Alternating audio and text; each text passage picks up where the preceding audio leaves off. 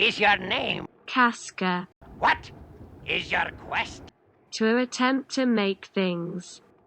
What is your favorite sewing tool? Eyelet pliers. Hello, my fellow stabilizers and pad stitchers. If you could have lunch with one person from history, who would it be? Today we start the first steps in constructing our garment, and that is to add in all of the interfacings and stabilizers that our various pieces need.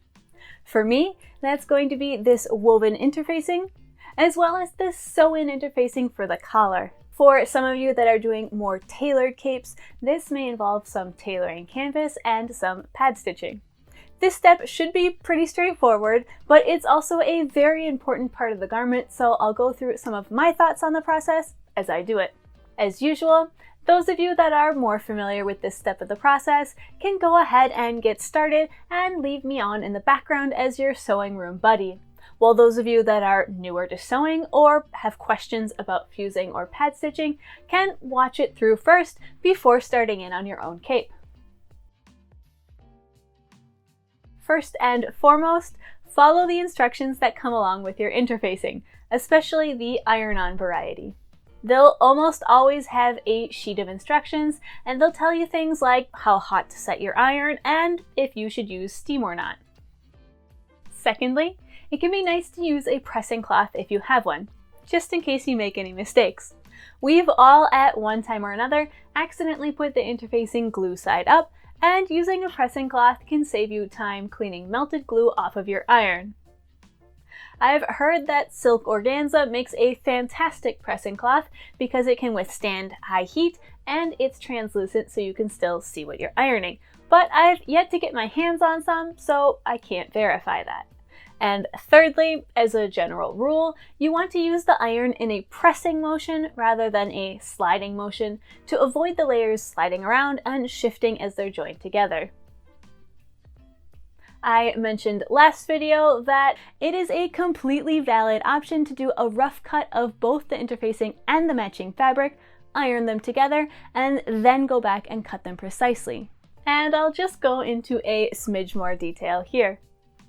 What can happen when you cut out your fabric and your interfacing to the correct shape before fusing them together is they can be a little finicky to align for the ironing stage, especially if they're cut on the bias, where they might want to stretch out differently to each other. So when I fuse things, often I like to cut a piece of interfacing that's slightly larger than my pattern piece, fuse it to the fabric, and then cut the actual shape out of the fused fabric. I just find it simpler and a bit less finicky that way. But if you prefer to cut your pieces out first and then fuse them together, that is also an entirely valid option, and it does have the benefit of being slightly less wasteful. Because I had to do so much pattern matching for this cape, I'll have to interface everything after it's been cut out because I needed to see my pattern in order to match it up, and the interfacing would have just gotten in the way. The Vogue instructions tell you to snip the corners of your collar interfacing before fusing them, and that's so that your corners don't become too bulky. Interfacing is great for stiffening your fabric for attaching buttons and helping stand-up collars keep their shape, but it doesn't make for nice crisp corners, so Vogue has you snipping these off before you iron them on. If you've already attached them, however, or if you've used the method that I just went over and your interfacing is already fused to your fabric, don't worry, you can usually just peel the interfacing off of those corners even after they've been ironed down. I do this fairly frequently, and you can see the technique in action here on my job per video where I peeled off the entire seam allowance for a super crisp fold line. If the interfacing gives you any trouble, you can use this helpful tip from a viewer who recommended using the iron to remelt the glue, which helps the interfacing to come off more easily. So if you're doing the Vogue pattern verbatim, you should end up fusing all of your interfacings, the button placket, the belt, and the collar pieces. And I would additionally add that you might want to interface the inside of the front panel behind where your pockets are going to sit, so that when the weight of all the snacks and other goodies you'll inevitably be putting in the pockets doesn't strain the fabric and cause it to tear or warp out of shape. Those of you working on other patterns will probably have similar pieces that need to be stabilized. Facings, collars, lapels, maybe pocket bags, and generally anywhere that fasteners are going to be attached.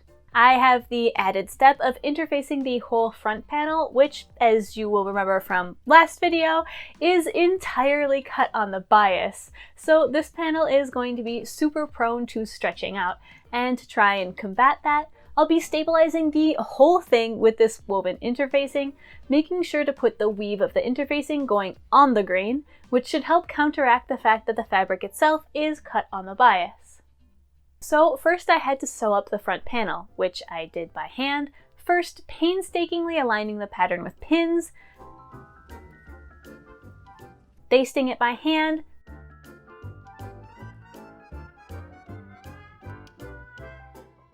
sewing it, and pressing the seams. Then I could finally fuse it to the interfacing.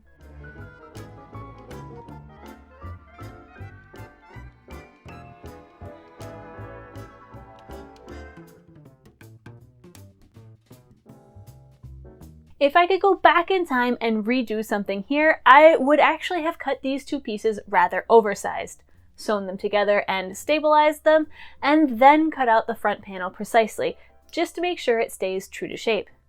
As it was, I went back through and double-checked the fabric panel against my original pattern piece and trimmed it down where it had in fact stretched out.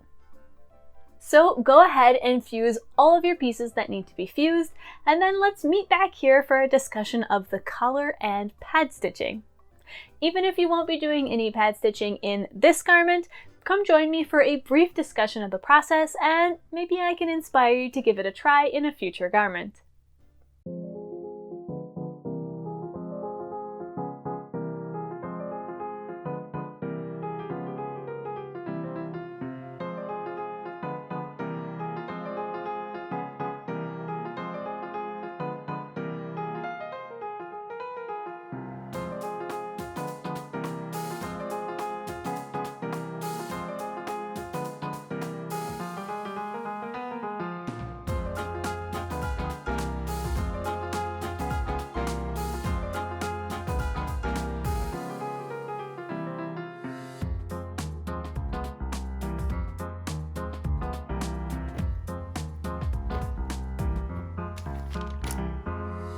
Welcome back.